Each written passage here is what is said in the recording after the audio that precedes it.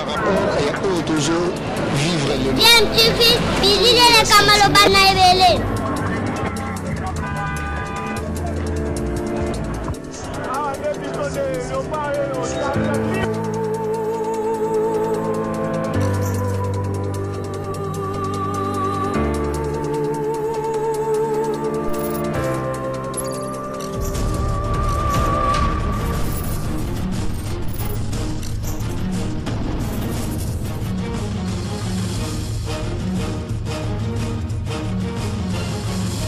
DMTV toujours en avant. Vous êtes sur DMTV, bonjour, bonsoir, cela dépend évidemment de l'heure à laquelle vous nous suivez. Tout le plaisir est pour nous de vous retrouver et surtout de savoir que vous êtes nombreux en train de suivre votre chaîne YouTube DMTV qui vous propose l'actualité, mais nous vous proposons également des analyses et des réflexions sur des sujets d'actualité, des faits sociaux, tout simplement des réalités que nous observons ici chez nous en République démocratique du Congo. L'actualité, bien sûr, reste toujours dominée par l'attente d'un prochain gouvernement, mais avant, il faudrait que le chef de l'État puisse nommer le formateur, celui-même qui sera chargé de constituer ce gouvernement, c'est-à-dire le Premier ministre. Nous sommes toujours dans l'attente de cela. Mais en attendant, ce que DMTV voudrait vous proposer, c'est de faire un tout petit peu un retour sur les raisons qui ont expliqué l'échec du gouvernement Sylvestre Ilunga Ilunkamba, gouvernement de coalition entre le FCC de Joseph Kabila et le CACH de Félix Antoine Tshisekedi, qui, pour mieux nous expliquer ce qui s'est passé durant, on va dire, ces 2 ans de gouvernement Ilunga Ilunkamba, qu'un ministre de ce gouvernement, et pour cela, en tout cas, on a la chance d'écouter Jolino Makelele, ministre de la Communication, qui énumère en tout cas les quelques cas de sabotage, qui confirme en tout cas ce que disait le chef de l'État par rapport à cette coalition, qui a justifié qu'il puisse taper du poing sur la table et qu'il puisse même consulter son peuple afin de dégager une réponse à donner par rapport à cette situation, une crise qu'il a eu à constater. Bien évidemment, Jolino Makelele va nous énumérer en tout cas les quelques cas de sabotage au sein même du gouvernement et qui ont sapé l'action du chef de l'État Félix Antoine Tshisekedi en vue en tout cas de l'amener vers un échec certain et certainement en perspective des prochaines élections en 2023. Je vous propose donc d'écouter Jolino Makelele. Ensuite, nous allons revenir pour placer un petit mot et conclure ce sujet. Je rappelle bien sûr, vous êtes toujours en train de suivre votre chaîne YouTube DMTV. Abonnez-vous s'il vous plaît. N'oubliez pas d'activer la notification, juste un clic sur cette petite cloche que vous verrez apparaître une fois que vous serez abonné. Elle vous permettra bien sûr de ne plus rien manquer des prochaines vidéos que nous allons vous proposer. Alors, suivons Jolino Makelele. Nous nous retrouvons bien sûr tout de suite après. Ministre, et je vous le confie, quelques minutes. Monsieur le ministre, parlons bilan du gouvernement dont vous êtes porte-parole. Vous conviendrez avec moi que ce gouvernement a échoué sur toute la ligne, incapable de résoudre les vrais problèmes des Congolais, qu'il y a des querelles, qu'il y a des crises, 2 ans de gâchis. Monsieur le ministre, dites-nous, vous qui étiez à l'intérieur, qu'est-ce qui n'a pas fondamentalement marché au sein du gouvernement pour que les mêmes causes ne produisent pas les mêmes effets? Merci pour votre question. Vous savez, nous étions tous de bonne foi quand on a commencé ce gouvernement.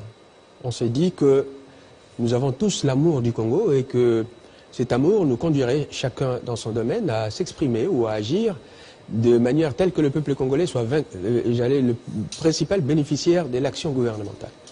Mais ce n'est pas ce que nous avons constaté. En 1 année et demie, le président de la République l'a dit. Je sais que je serai interrompu par M. Kassamba, mais j'espère que cette fois-ci, il aura un peu la mansuétude de me laisser m'exprimer.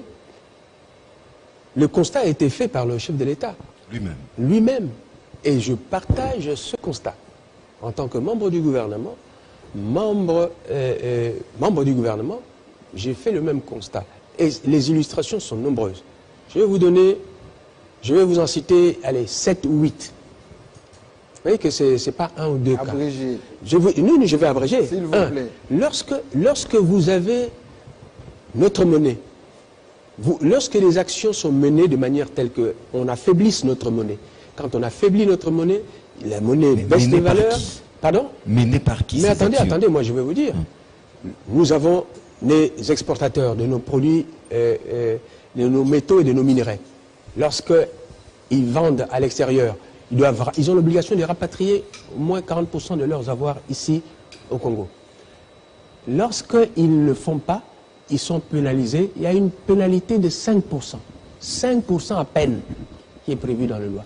Eh bien, les gens préfèrent placer leur argent à l'étranger dans des banques européennes ou américaines, où leur argent leur rapporte à peu près 10 à 15% par an, quitte à ce qu'ils payent les pénalités, c'est-à-dire qu'ils ne rapatrient pas cet argent.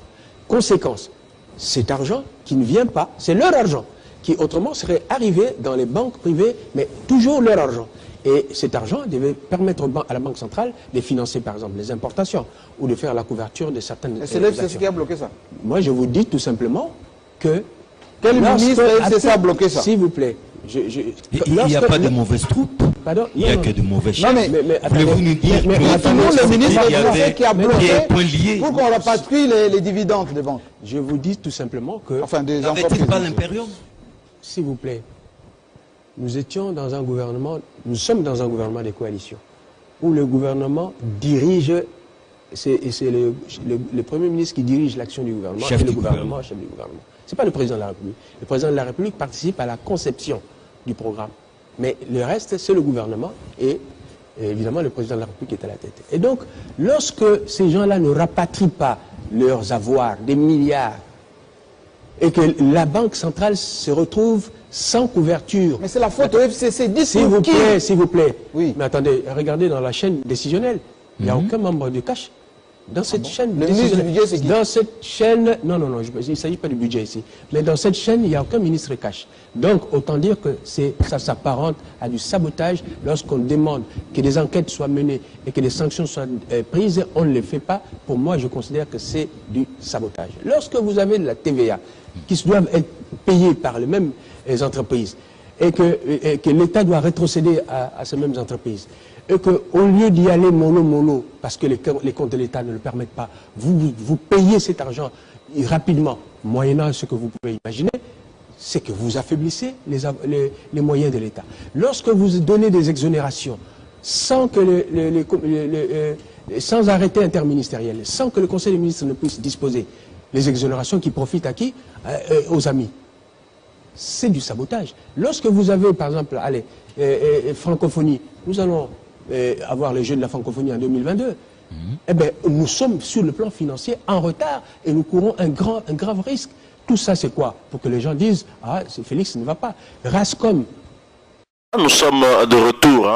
Vous venez de suivre bien sûr le ministre Julino Makelele, même si vous l'avez entendu, il a demandé au début en tout cas de son speech que Jean-Marie Kassamba puisse souffrir un tout petit peu sans tenter de l'interrompre, mais ce dernier a toujours tenté de l'interrompre. Et c'est cela le problème avec Jean-Marie Kassamba, qui oublie parfois qu'il est avant tout journaliste et non membre du FCC, défenseur du FCC, qui devrait tâcher par moment en tout cas de faire cet effort de neutralité, surtout au cours en tout cas d'une émission où c'est lui le modérateur. S'il est parmi les invités, je comprendrais qu'il puisse avoir peut-être un penchant, un point de vue penché vers le FCC ou vers un autre camp politique, c'est aussi de son droit. Mais tout de même, vous avez suivi le ministre Julino Makelele, je suis quand même content sur la manière dont il a énuméré quelques cas de sabotage, surtout en ce qui concerne le ministre des Finances, parce que comment pouvez-vous expliquer qu'un ministère, par exemple, ait eu à prendre un engagement pour payer telle ou telle autre facture et que 6 mois après,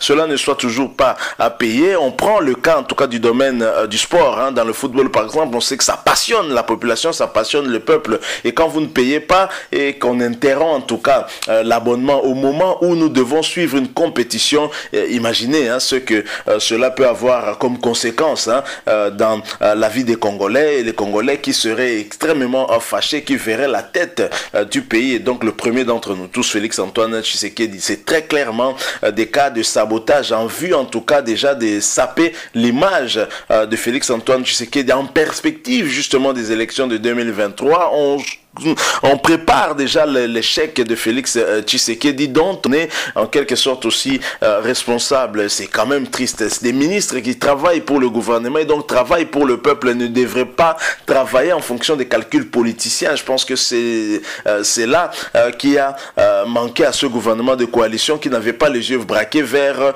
les désidérata de cette population, et c'est triste. Et je prends un autre cas, un autre exemple. C'est le cas des basketteurs congolais qui ont gagné début 2019 l'Afro-Basket, donc l'équivalent en tout cas de la CAN au niveau de ce sport, le basketball. Et le chef de l'État les reçoit. À l'époque, c'est le gouvernement sortant de Tchibala qui conduit en tout cas encore les affaires de l'État, qui fait l'intérim en attendant le gouvernement Sylvestre Ilunga Nukamba, et celui qui assure justement l'intérim du ministère des Sports est à l'opposition avec Martin Fayulu. Il s'agit du ministre Lesanga Bonganga, qui ne va certainement pas nous contredire. Le chef de l'État fait une promesse ferme aux Léopards, à toute la délégation des Léopards, de leur donner des véhicules Jeep, certainement comme ont eu à avoir leurs compatriotes de football, à part 2 fois d'ailleurs avec le chef de l'État, l'ancien Joseph Kabila Kabange. Alors le chef de l'État, 4 mois après, rappelle cette promesse au niveau du Parlement. Le Parlement, en tout cas, les 2 chambres du Parlement réunies en congrès, le jour de son message sur l'état de la nation, le chef de l'État rappelle sa promesse tout en enjoignant au ministre des Finances d'accélérer la procédure justement, ou de suivre la procédure normale, mais de le faire en vue de permettre à cette délégation de Léopard d'entrer en possession de leur dû. Ce n'était plus une promesse, c'était déjà remis, un cadeau du chef de l'État et de toute la nation à ces vaillants Congolais qui ont rendu en tout cas un service au pays, qui nous ont rendu encore un peu plus fiers et qui ont défendu les couleurs de la République. Je peux vous assurer que jusqu'à ce jour, ces léopards ne sont jamais entrés en possession de leur dû, et certainement le responsable serait toujours le même ministère, et c'est triste. Voilà des cas de sabotage énumérés par un membre du gouvernement, un ministre, et qui nous montre, en tout cas nous, la population,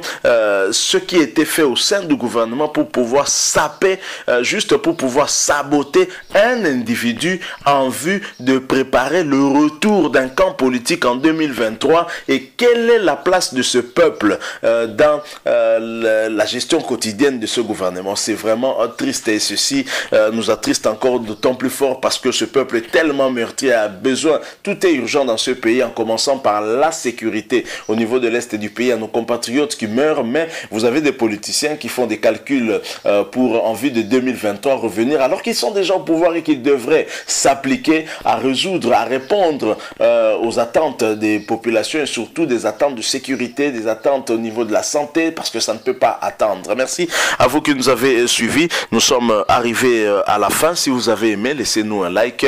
Vous avez un point de vue, une opinion à partager avec nous, laissez-nous un commentaire, mais surtout, s'il vous plaît, abonnez-vous à cette chaîne DMTV. N'oubliez pas d'activer la cloche de notification. Merci encore une fois à vous, et nous espérons vous retrouver très prochainement avec un autre sujet d'actualité. En attendant, portez-vous bien. DMTV vous dit au revoir.